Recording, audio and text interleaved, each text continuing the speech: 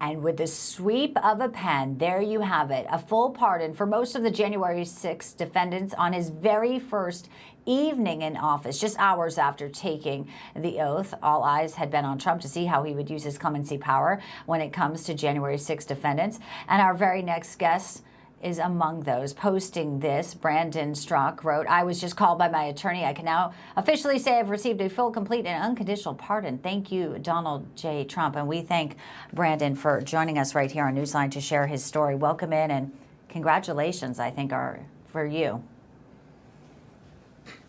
No, thank you so much. I appreciate it. And yeah, it's been a whirlwind, not even 24 hours yet, and still kind of processing everything. But so, yeah, it's incredible. I want to walk through what you now can talk about because you have a pardon, so you now don't have to adhere to this plea agreement to be silenced.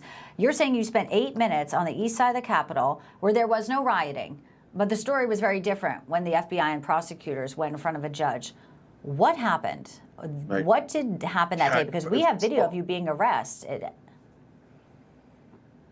Yeah, so it's incredible to be able to actually come on a show like yours and be able to tell the truth for the first time in 4 years. So I was outside of the Capitol nonviolently for 8 minutes. That's my video right there, shooting a video. As you can see, no one's fighting with police officers or breaking anything. The doors on the east side of the Capitol were already open when I arrived, and I stood outside of the building for 8 minutes shooting a video. I never entered the Capitol on January 6th. And I never engaged in any violence, vandalism, theft, or destruction, nor did I witness any. Nobody was rioting outside of the east side of the building where I was. I uploaded that video to Twitter, and 2.5 weeks later, the FBI raided my house, put me in handcuffs, and took me to jail on multiple felony charges. They were going to charge me with 3 felony charges and a misdemeanor for standing outside of that building for 8 minutes. Now, I took a misdemeanor plea deal rather than going to trial because I knew that no January 6th defendant stands a chance going to trial, which was correct. They've gotten a 100% conviction rate in Washington, D.C. Now, when I took the plea deal, what they forced me to say was that I stood outside of the building shouting, "Go, go, go," to encourage people to enter the building, and that I shouted, take it," to encourage the crowd to take a shield from an officer. None of these things were true. I did not do any of these things. They were total lies. But they did this to try to destroy my name and my reputation. Right. And they almost did if this election had gone the other way. 4 years, a lot of expenses with attorneys. You had the video proof to kind of refute it, but it wasn't really worth it, as you just explained why, and I understand why you did it. Do you have any recourse now? I mean, it's almost impossible to sue the government, but I know you have a great attorney. But how has this impacted your life, Brandon, and how hard has it been for you?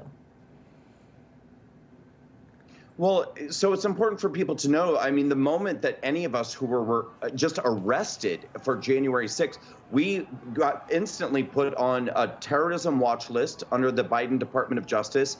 We got put on the TSA's Quad S list, which is the highest level terrorism list you can be on and still be allowed to fly. So every time that we got on an airplane, we had to go through hours of screening and then be accompanied by air marshals in our flight, armed air marshals on our flights. We were all permanently banned by PayPal, Venmo, Stripe, Patreon, social media platforms, banks, email services. I mean, this was like a total unpersoning of our existence, making it impossible for us to do business, making it impossible to exist in the public square. I was evicted from my apartment over this. I mean, every aspect of my life, the hammer came down just based off of the false allegations against me by the Biden Department of Justice. And I can see why you're still processing it, because now it all changes. And just in our final 20 seconds, do you have any recourse? Obviously, it's a major win now with the pardon, but anything you can do to get back the time you lost? The answer to that question is no, but I can tell you that I am going to actively pursue any avenue available to me to try to get justice from what the government has done to me and any of these big tech companies or anyone else who participated in the big lie that was January 6th. I will do anything I can to go after any of these people who did this to me and others.